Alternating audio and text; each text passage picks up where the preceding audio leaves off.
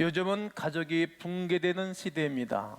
가족이라고 하면 부모가 계시고 그리고 자녀와 함께 살아가는 것을 가족이라고 합니다.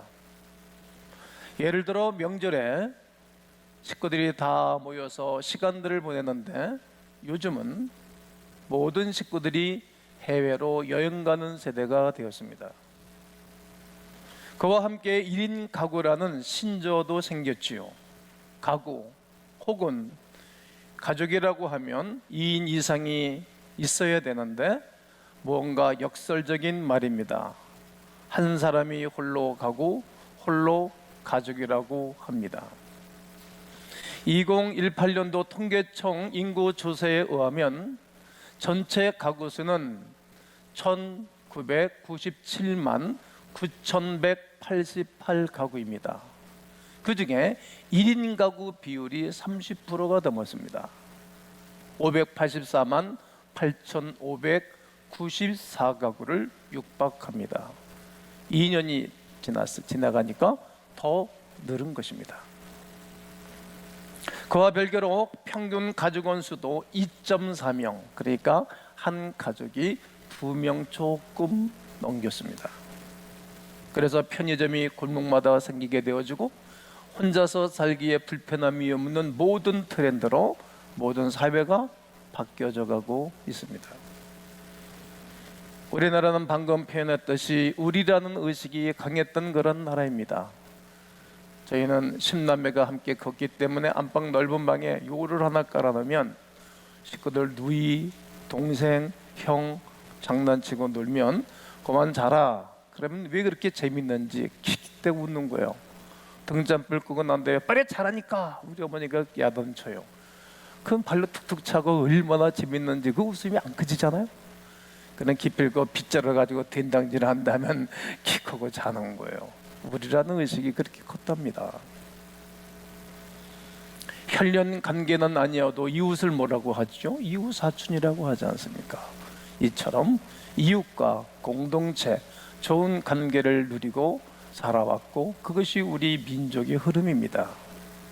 그러나 오늘날 공동체 문화는 위기를 맞이하고 있습니다. 극도의 개인주의 해체주의는 우리라는 단체보다는 나라는 그런 객체가 강하게 바뀌었습니다. 1인 가구라는 말이 들려오듯이 나의 삶에 어떤 무엇보다 내 삶이 중요하게 자리 잡고 있습니다. 이런 영향은 고스란히 사회뿐만이 아니라 교회까지 침투하고 들어와서 교회도 그런 양상이 흐르고 있습니다. 우리 의식 그리고 공동체성의 위기가 왜 교회에 영향을 주는 것입니까? 기독교를 말하는 신앙에 살면서 공동체 의식은 빼놓고 말할 수 없는 것이 교회입니다. 교회는 나 한 사람을 이야기하는 것이 아니요 우리가 모여서 온전히 합하는 카탈티조가 본질입니다. 2월 설교 시리즈의 발과 같이 이런 설교를 하면서 인상 깊게 보았던 장면은 어떤 것입니까? 분봉입니다. 요한복음을 위시로 꿀벌의 공동체성은 때로 사람보다도 견고하고 또 힘 있어 보이기도 합니다. 그런 와중에 새로운 요한복음이 등장하면 자연히 무리가 분란되어져서 나아가는데 엄청난 수의 벌들이 요한복음을 중심으로 새로운 둥지를 틉니다. 그 공동체성이 얼마나 강하고 아름다운지 모릅니다. 그리고 엄청난 새로운 영불과 함께 다음 세대, 무슨 세대요?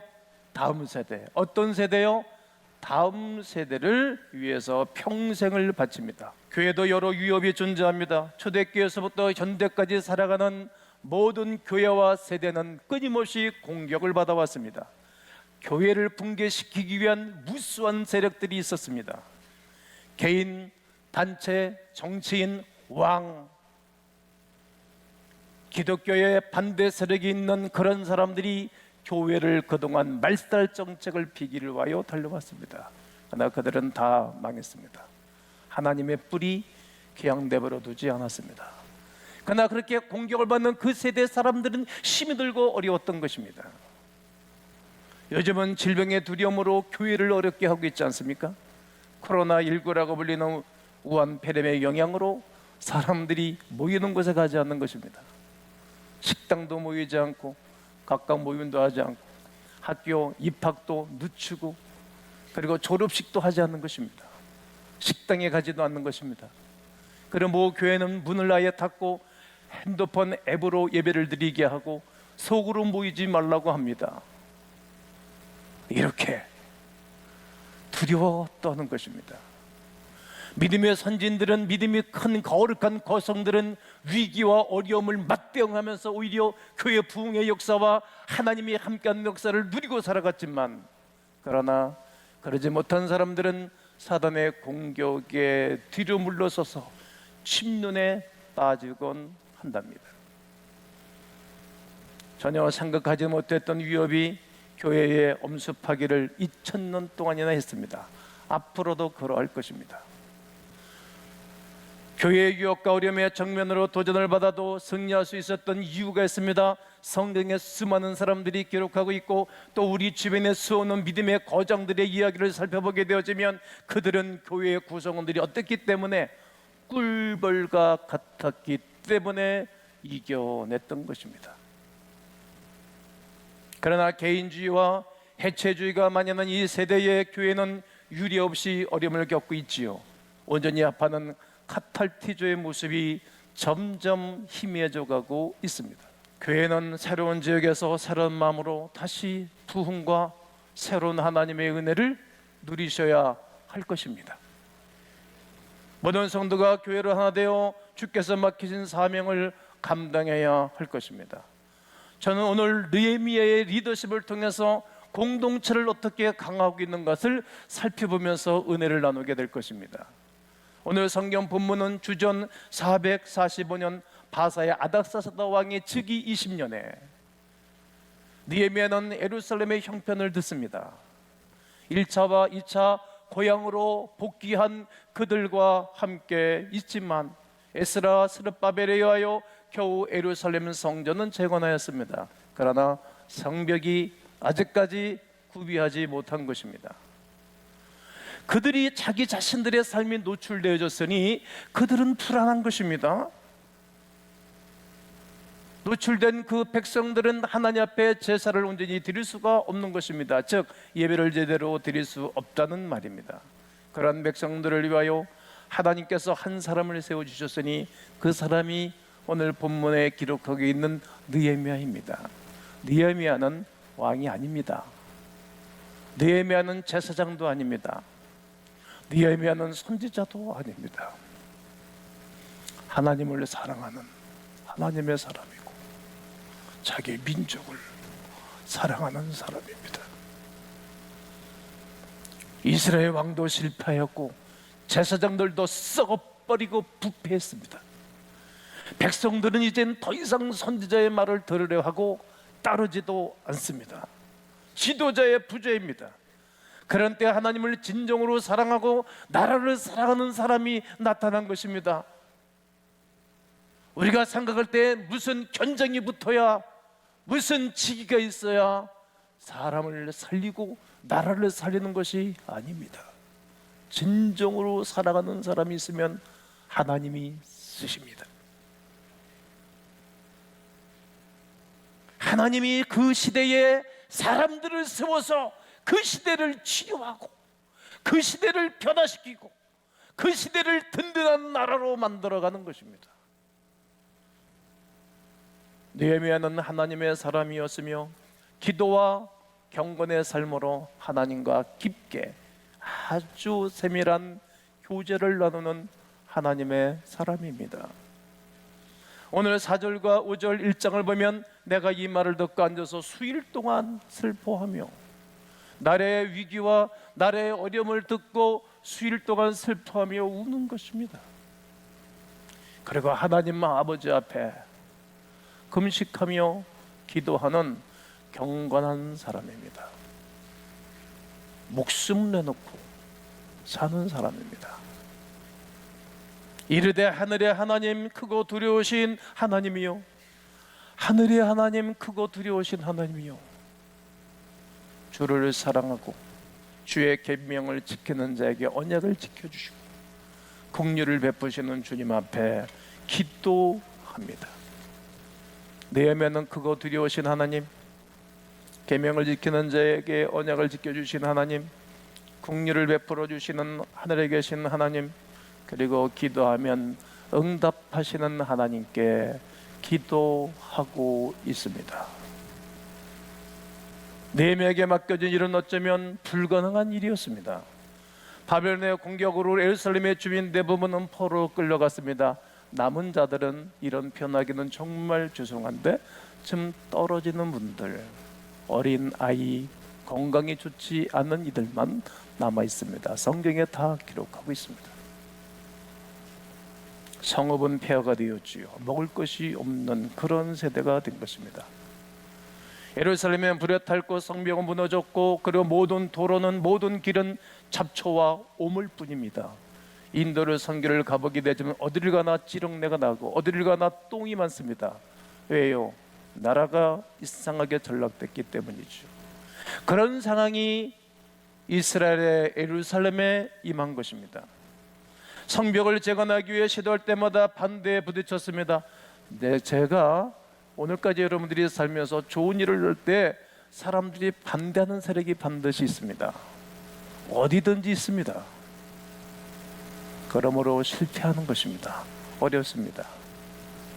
그로 인하여 완전히 의기소침한 패배의식이 사람들에게 있는 것입니다.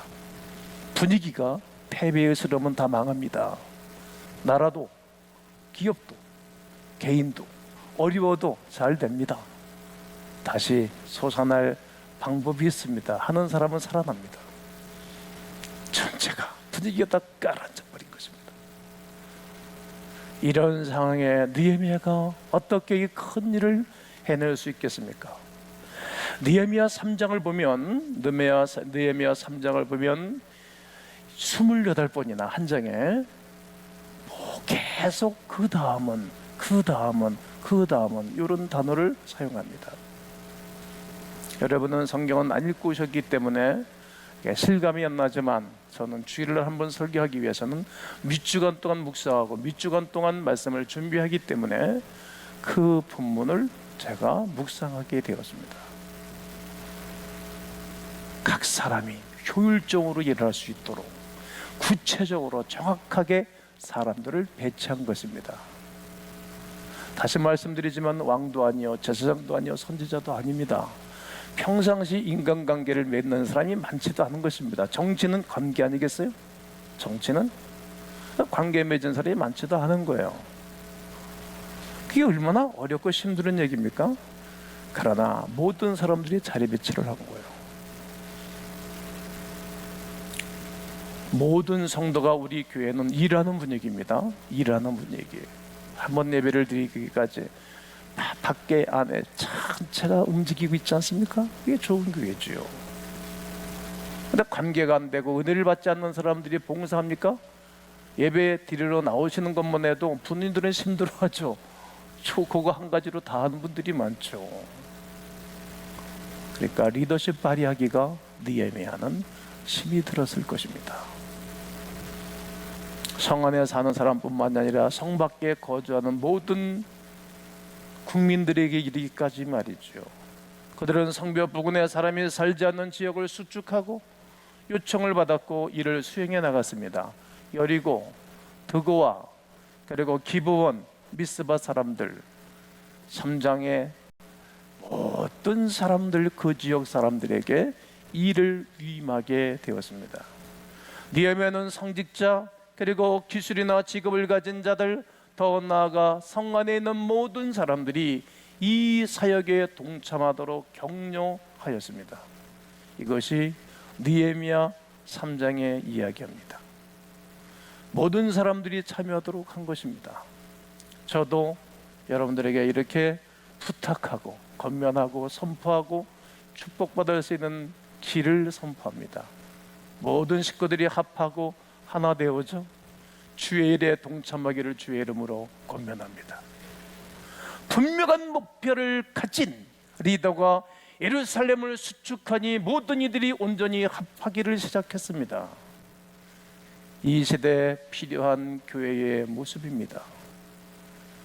우리에게 필요한 교회의 모습이기도 합니다. 우리나라에 필요한 모습이기도 합니다. 모든 성도가 각자의 위치에서 적소에 필요한 일들을 감당할 때에 하나님의 일은 시작됩니다. 그때서부터 하나님이 일하시고 도와주시는 것입니다. 리더와 백성이 같은 마음과 같은 뜻으로 온전히 합하라는 카탈티조는 위기에 더욱 강한 것입니다. 느헤미야의 리더십을 시기하고 질투하였던 사마리아의 총독 산발락과 그리고 그들의 위협에도 눈 하나 껐떡하지 않습니다. 느헤미야의 리더십은 시기하고 질투하던 그 사람들의 방해가 있어도 아랑곳하지 않습니다. 느헤미야 4장 1절과 3절을 보면 산발랏이 우리가 성을 건축한다음을 듣고 크게 분노하여, 이게 분노할 일입니까? 예수 이름이 없는 사람들은 분노할 것이고 세상 사람들, 마귀의 후손들이 다 분노하는 일이지. 그 유다 사람들을 비우는 거예요. 하나님 사람들을 비우는 거예요.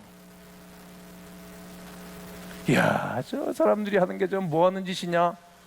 예배를 제사를 드리려고 하는가? 뭐 하는 짓이야 저게 지금? 스스로 경고하게 하려 하는가? 하루 동안에 저 일을 다 마치려고 하는가? 2절에 계속 조롱하는 것입니다. 3절에 암만 사람 도비아가 곁에 있다가 말하기를 그들이 건축하는 이 성벽은 여호 가운데 올라가도 무너질 거야. 얼마나 조롱 섞인 말을 하는지 몰라요.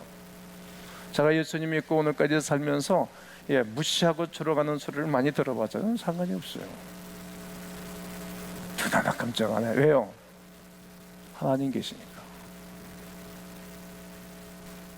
산발랏은 왜 그렇게 느헤미야와 유다 백성들을 방해한 것입니까? 성벽이 수축되어지고 증축되어져서 모든 백성들이 하나님을 향하여 온전히 합할 때에 가질 힘을 두려워하는 거예요.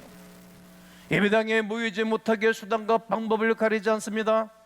교회가 세상에 영향력을 끼치지 못하도록 곤모술수를 내서 교회 해체 작업을 하겠다는 것 아닙니까? 교회를 적폐로 보는 사람들도 있습니다. 예나 지금이나 똑같은 것입니다. 그러나 느헤미야는 악한 세력에 무릎을 꿇지 않습니다. 산발랏을 하나님의 권능으로 맞서 싸웁니다. 언약의 공동체를 지키기 위해서입니다. 할렐루야. 언약 백성을 지키기 위해서입니다. 다음 세대, 이 벌집 안에는 다음 세대가 있는 거예요. 우리가 지켜내고 이겨야 할 이유는 다음 세대를 세우기 위해서입니다. 그리고 살아계신 하나님의 영광을 드높이기 위해서 승리해야 하는 것입니다. 느헤미야서 4장 4절 5절 보면 우리 하나님이여 들으시옵소서. 한번 따라해 보십시오. 우리 하나님이여 들으시옵소서. 내가 설교 준비하면서 이 부분에서 내가 한참 부른 거예요. 우리 하나님이여 들으시옵소서. 우리 하나님이여 들으시옵소서. 우리가 업신여김을 당하나이다. 이것은 개인적인 기도도 이런 기도는 아름답다고 생각합니다. 하나님이여 보시옵소서. 들으시옵소서. 내가 업신여김을 당하나이다.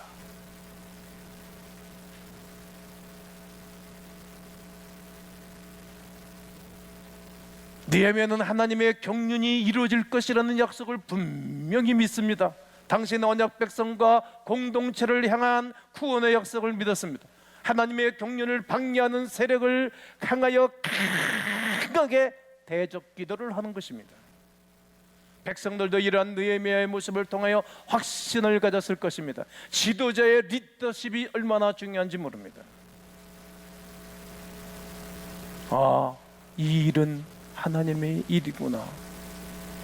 내가 조용히 적당히 나의 안위를 위하여 개인주의로 살아갈 것이 아니라 함께 힘을 모으면서 다음 세대와 나를 위해서라도 일은 꼭 해야 되는 것이구나. 결정을 온 백성들이 하는 것입니다. 이것이 지도자입니다. 하나님의 사람입니다. 그러기에 역사의 주관자이신 하나님을 알기에 정치인이 말을 듣지 않고 그리고 위협과 공갈과 협박에 속지 않습니다. 마음을 다하여 성벽을 절반까지 증축을 했습니다. 시작은 반이라고 했으니까 반을 했으니까 이제 다 끝난 것입니다. 오늘 4장 6절을 여러분 함께 읽겠습니다. 시작.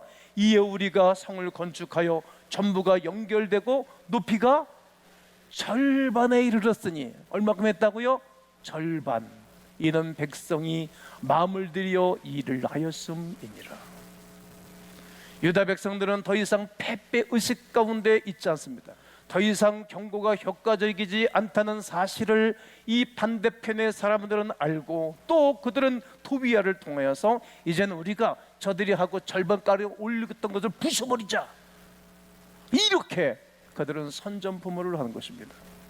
몇몇 백성들은 대적의 위협이 말뿐만이 아니라 현실적으로 다가오자 이들은 또 두렵고 떠는 거예요. 전달의 은혜 베풀었던 것을 기억하여 또 힘을 얻어야 되는데 말이죠. 말이라도 아니야, 걱정하지 마라, 하나님이 도와주신다. 아멘 소리가 좀 너무 적어요. 다시, 걱정하지 마십시오, 하나님이 도와주십니다, 이렇게 말해야 되는데 이들이 또 두려워하는 거예요. 눈앞으로 다가오기 시작하자 하나님이 보이지를 않는 것입니다. 4장 10절을 읽겠습니다. 시작. 유다 사람들은 이르기를 흥우더기가 아직도 많거늘 침을 나르는 자의 힘이 다 빠졌으니 우리가 성을 건축하지 못하리라 하고, 힘 다 빠졌다는 거예요. 한 것도 없이. 뭐 그렇게 힘이 빠져? 우리 대적의 계략에 두려움이 빠진 백성들을 향하여 이렇게 외치는 것입니다. 14절 오늘 주제가 된 본문이기도 합니다. 읽으십시오. 내가 들어본 후에 일어나서 귀족들과 민장들과 남은 백성에게 말하기를 너희는 그들을 두려워하지 말고 지극히 크시고 두려우신 주를 기억하고 너희 형제와 자녀와 아내와 집을 위하여 싸우라 하시니라. 너는 그들을 두려워하지 말고, 아멘이십니까? 지극히 크시고 두려우신 하나님을 기억해라. 너희 형제, 자녀, 아내와 집을 위하여 싸우라 하는 것입니다. 하나님께 기도하는 지도자, 믿음이 있는 지도자, 그의 리더십으로 만반의 준비를 끝낸 유다 백성들이 같은 마음으로 또 움직이기를 시작하는 것입니다. 대적을 감히 물리치고 성벽을 부수겠다고 선전포고했지만은 성벽을 못 부시는 거예요. 느헤미야는 그렇게 어렵고 힘든 일을 진행해 나가는 가운데 기필코 52일 만에 완공을 합니다. 사랑하는 성도 여러분, 느헤미야는 크게 외치고 있습니다. 그들이 이른 새벽에 나가서 밤 늦은 시간에 돌아왔습니다. 그런 대가는 조금 있습니다. 우리 교회 교우들 보면 이른 새벽에 나가서 밤 늦은 시간에 들어오는 분들이 여러분들이 계십니다. 제가 다 압니다. 그런 수고는 조금 하는 것입니다. 여러분의 목사도 밤새도록 한 잠 못 자고 나올 때도 있습니다. 그런 수고는 하는 것입니다. 그때 우리는 우리의 힘은 지극히 크시고 두려우신 하나님께로부터 오는 것이다 외치셔야 합니다. 지극히 크시고 두려우신 하나님이 어떠하신 분인지를 기억한다면 성벽은 완공할 수 있는 것입니다. 그의 생명에 다하고 헌신한 이유가 뭐 때문이라고 말합니까? 형제와 자매와 아내와 다음 세대, 그 집을 위하여 싸우기 때문입니다. 꿀벌들이 말로의 공격에도 죽을 각오를 하고 덤벼들고 하나됨으로 말미암아 지켜내듯이 이것이 교회의 모습이요, 여러분의 가정의 모습이요, 여러분 사업적인 모습이요, 나는 이 민족이 되기를 원하는 것입니다. 마태복음 10장 18절에 또 내가 너희에게 말하노니 너는 베드로라. 내가 이 반석 위에 내 교회를 세우리니 음부의 권세가 이기지 못할 것이라. 음부의 권세, 서울 같은 지옥 같은 그런 사상과 생각이 남만달지라도 두려워하지 않는 것입니다. 난 여러분과 제가 음부의 권세를 이겨내고, 그리고 예수 그리스도께서 하나님의 거룩한 백성들이 악한 영에 시달리는 그들을 바라보며 나오라 명하니 그들이 나왔고, 그리고 그들이 온전해지고 살아계신 하나님 앞에 영광을 돌리고 새로운 교훈이다 이렇게 말씀하시는 거룩한 말씀과 함께 여러분과 제가 승리하는 은혜가 있기를 원합니다. 여러분, 어려움과 안 좋은 세력은 이렇게 됩니다. 따라 하시겠습니다. 대적하고 물리쳐라. 하던 일은 계속해라. 서로 응원하며 나아갑시다. 옆분에게 이렇게 마지막 멘트입니다. 이렇게 인사합니다. 잘 되실 것입니다. 한 번 더 하겠습니다. 크고 두려우신 하나님을 바라보고 승리하십시오. 이 은혜가 있기를 주의 이름으로 축원합니다.